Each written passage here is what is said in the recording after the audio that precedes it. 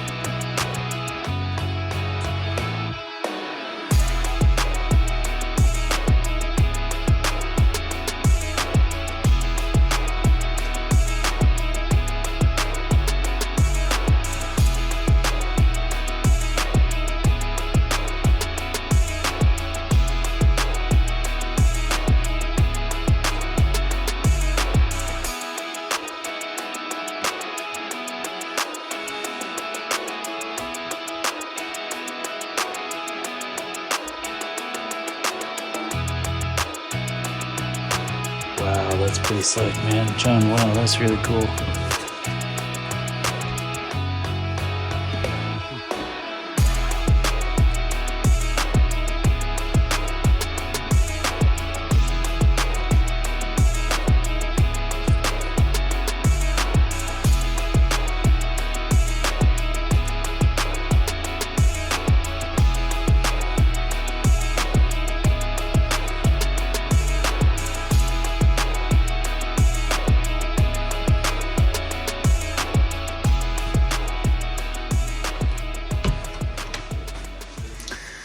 Sweet, man. This is such a nice build. That's really cool. Huh. Day 5 custom vans, you guys. Looking for somebody on the island to do some van work for you. John's like really clean with his work. It's really nice.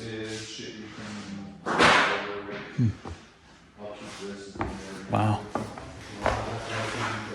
Yeah, he's fully equipped here to get work done on people's vans. So anyway, I'm gonna leave him to do their thing, and just out of curiosity though, he's got his buggy over here. That's John's hobby. So when he's not building vans, he's doing this kind of thing. He's got another one going in, and yeah, there's another one on the other side of his truck over there. Whew. This is the kind of thing that you would do if you're gonna get somebody to build your van for you, or a truck, camper, or whatever it is. Otherwise, it's DIY, do it yourself. That's what I did. DIY. And DIY is great too, because if you can do DIY, do it yourself, then you know every little detail on the inside of your own build, and then if anything happens to it, you can service it directly. You know exactly what you're going to be getting involved in, and then as you build it, you can, I don't know, I could almost impart a little knowledge about building and engineering this kind of stuff. So you're almost trying to make it so that you're thinking about down the road, how easy is it going to be to fix this if something goes wrong with it, and so you're building that into it. John is aware of that kind of stuff as well, so when he's building this sort of stuff out, he's also keeping that in mind. You know, it's pretty easy to overlook some of that stuff and get ahead of yourself, and then later something happens with the plumbing or the electrical or something along those lines, and then you got to start pulling stuff apart to be able to fix it, and you realize it's going to be a nightmare of a job. I've worked on a couple vans where I really didn't like the layout of them and how they were made, because I knew there was just these pitfalls in them that were just these big headaches that probably end up being a big headache for somebody down the road, in terms of like having to pull something all apart in order to service something. It just didn't make any sense. But you know, it is what it is. But to get that kind of thoughtfulness put into the build requires a ton of extra thinking and problem solving and engineering in order to get all that in place. And that's where, you know, getting someone that's experienced to do it, that's what you're paying them to do, is you're paying them that premium because they have the experience and the know-how to be able to do that. And it takes years and years for someone like John to put together that kind of knowledge and then be able to share that back with the customer. Anyway, I'm gonna go carry on with some stuff for myself. I got some stuff to do. I was sitting here working on a video just after seeing John, and Louise came out and she delivered this chocolate, I think it's banana bread or something. Thank you, Louise. Oh wow, that is so good. I got a couple new things here in the van. One of them is a birthday present. Not too long ago I had a birthday. I turned 43. And my friend Lonny made a full contribution financially towards me purchasing a speargun. Lonny knew I was getting into freediving and spearfishing and all that sort of thing. And at the time, one of these wasn't available. So what he did is he just gave me some money so that I could purchase this one. And I had to wait a little while before I could find somebody who had one of these in stock. And in doing so, I found a company out here on Vancouver Island called spearfishingcanada.com. And that's where I ended up buying this. This particular one is made by Rife, and it's the Euro 75. It's made in the USA. The body of it is made of teak, so there's 3 pieces of teak that are laminated together, and it's got a reel on it, as you can see. That was something Chris suggested I get, so that if I am out there and I shoot a fish in deeper water and somehow the spear gets hooked up on the ground, I can just let off the drag and swim back up to the surface and still hang on to this thing, and then I can dive back down and retrieve the spear and the fish, and or just pull it back up to the surface. Anyway, that being said, I took this thing out for a little bit of target practice under the water already and got the hang of it, and then I ended up going out on a boat dive sometime after that, and I shot my first fish with it.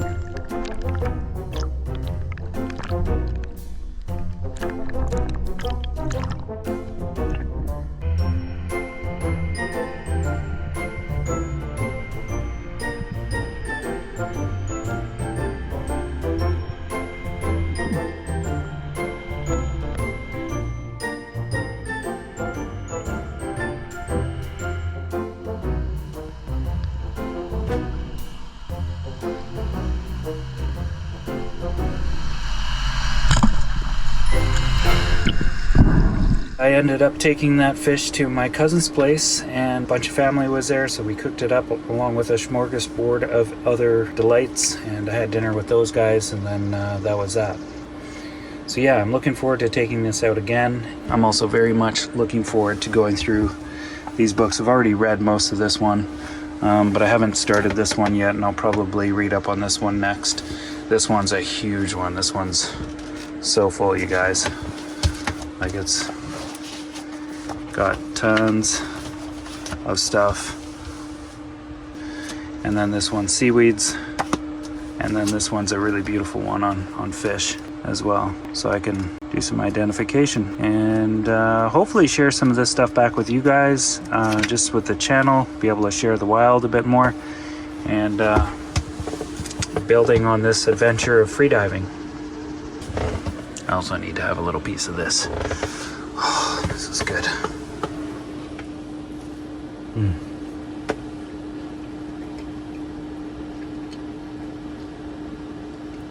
That was very good. Thank you, Louise. That's so good. Oh, by the way, I got a couple more books. This was actually a gift from a subscriber. So Trish and your mom, thank you so much for these. So I got this one here, Edible Seashore. I've had a look through this, and really well put together, and it just talks about all the different shellfish and stuff that you can access on the shorelines around Vancouver Island. She also gave me this one here, edible medicinal flora of the West Coast. So this one's just more plant stuff, mushrooms, and there is some seaweed down here at the bottom. So I haven't gotten into this yet, but I'm looking forward to that. And then this one here is just this exploring Vancouver Island shores. This one's an older illustrated book, so that there's no pictures in it, but there's illustrations. And yeah, I'll probably go through this at some point as well. So I've got lots of good reading material in the van to learn about nature and all that kind of stuff. Okay, another bite. Better eat that before it turns into a blob here with all this heat. Anyway, I gotta work on this video. I'm gonna spend a little bit of time on this, and then we will talk about this fridge, this guy right here.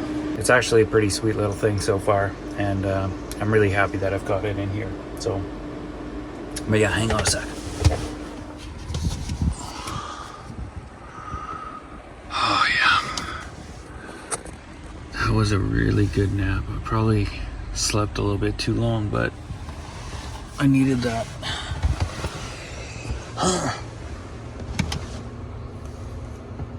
Yeah. Hi, fridge. Hello, fridge. So good to see you. 4 degrees in there. Yeah, that was a good little spot.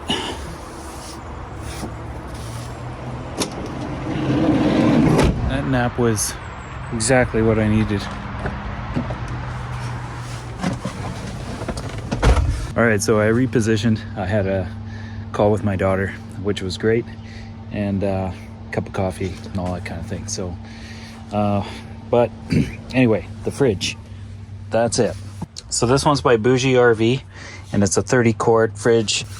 I love how the color of it matches the color of this and almost that. So it's kind of this eggshell white, and then this is a kind of a silver gray color, which sort of matches the interior of my van. So I'm pretty stoked about that. And the idea is that it's gonna fit right up in there. It'll be my fish box, literally. So when I go fishing, I can just put it in freezer mode and run it up there, just like that. So, but overall, it's pretty standard. The inside is just, it's pretty simple. There's a divider that it has, so I can divide it this way. And my intention is to leave that out of there and just have this space like this. I do like that I can put a carton of eggs in it like that. That's pretty slick, because I can't do that with my other fridge, which is a pain in the butt. So this is, that's kind of nice, but I think overall this is just going to be a freezer for me. And yeah, I'm going to run it up there. Plugs in at 12 volt. With that thing, it also comes with a little brick that you can plug it into a wall outlet, which will look like one of those. Handles on the side, right there, and right there. So initial impressions, it's quiet. It's as quiet as my other fridge. It's got a little bit different of a tone to it. It works. It's simple. There's not any fluff about this fridge. It's just fridge, freezer, that's it. And I like simplicity. To me, it's really nice having that. So this is just something that I'm just gonna throw in here and use it for fishing and stuff like that.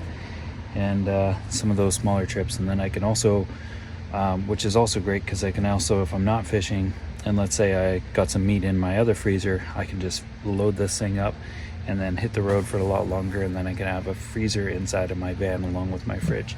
So that's the plan for this guy.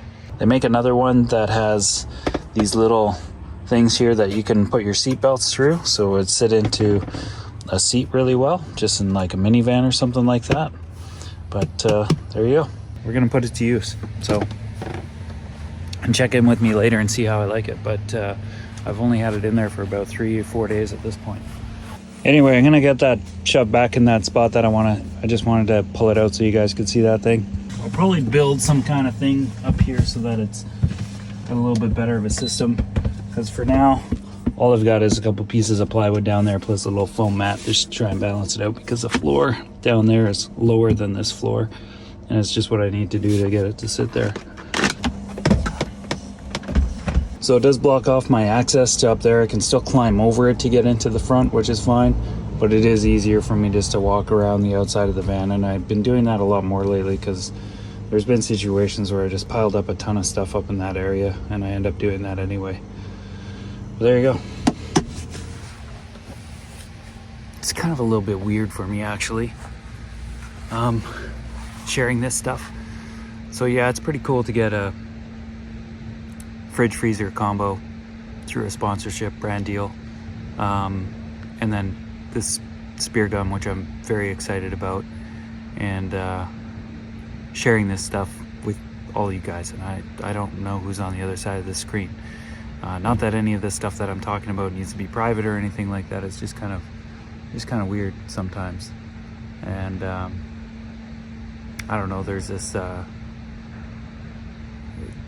it's just kind of weird sometimes.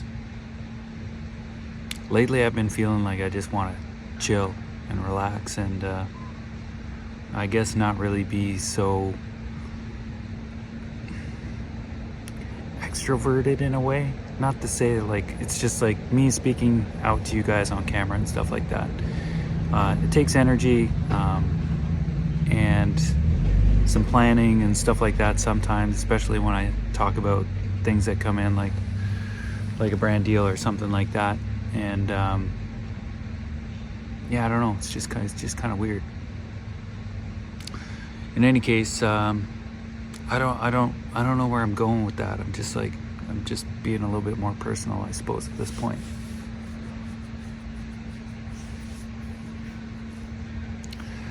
But I'm excited, and at the same time, like I just want to chill. Sometimes it's nice to go and experience and do some of these things and not share it all the time. And I know there's been a little bit of that lately, but there's been this draw inside of me just to, I don't know, I need to switch things up a little bit in some way, and I don't really know what that's going to look like just yet. But I've been doing a lot of reflecting and that kind of thing, and yeah, I don't know. Sometimes I feel like I talk way too much on my videos, and I just want to do some videos where I don't really do a lot of talking. I just go out and do a lot of doing and experience some of this stuff, because I get so busy, wrapped up in the thought process of talking and all that kind of thing, that it takes me out of the experience sometimes of what it is that I'm actually doing. And you know, that trip I went on out to Savory Island, for example, that was nice. I took pretty much almost an entire day there to myself, where I just, you know, didn't really film that much, and that felt really good. Anyway, guys, I'm gonna go to bed. I'm actually gonna work on a video because I'm buzzing on caffeine right now, but I'm gonna do that and wind down. I say goodbye to you guys. And if you like the video and you want to stick around and watch some more of this stuff, do hit the subscribe and the thumbs up. I'm just trying to be open and honest sometimes with you guys as I share some of this stuff and be real about it.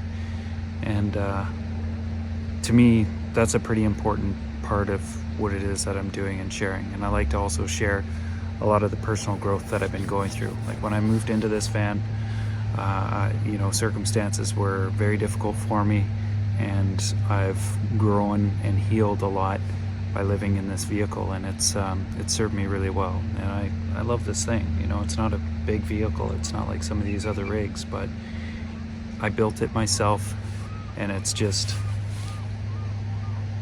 works, you know. And I don't have to, I don't want to get wrapped up in another build right now. Like, I just want to take this and go experience other things. And to me, it's a you know, it's a tool to be able to do that kind of thing. But anyway, with that, I'm gonna go. I'm ready. We'll see you later. Happy birthday to you. Happy birthday to you.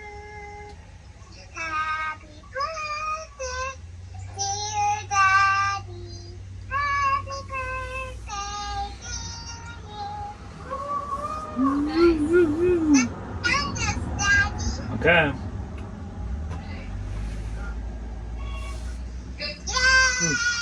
Yay! All right.